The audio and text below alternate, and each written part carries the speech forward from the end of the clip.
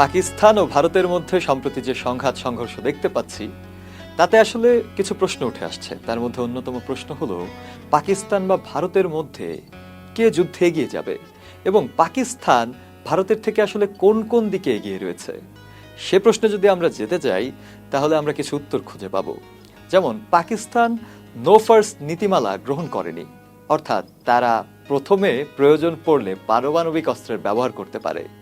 এই অবস্থান ভারতের প্রতিক্রিয়া সীমিত করে দেয়, কারণ পাকিস্তানের পারমাণবিক প্রতিশ্রুতি ভারতকে সরাসরি সামরিক পদক্ষেপ নেওয়া থেকে বিরত রাখে।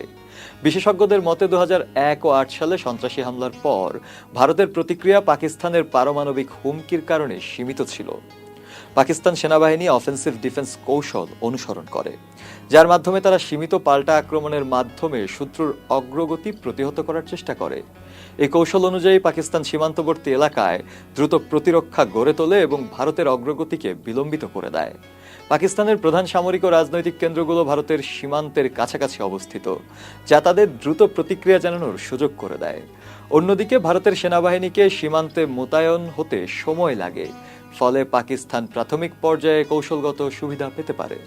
পাকিস্তান চীনের সঙ্গে ঘনিষ্ঠ সামরিক সম্পর্ক বজায় রাখে এবং চীন থেকে আধুনিক অস্ত্র ও প্রযুক্তি সরবরাহ পায়। এই সহযোগিতা পাকিস্তানের সামরিক সক্ষমতা বৃদ্ধিতে সহায়ক হয়েছে। পাকিস্তান আন্তর্জাতিক পরিমণ্ডলে ভারতের বিরুদ্ধে প্রচার চালাতে দক্ষ, বিশেষ করে কাশ্মীর ইস্যুতে।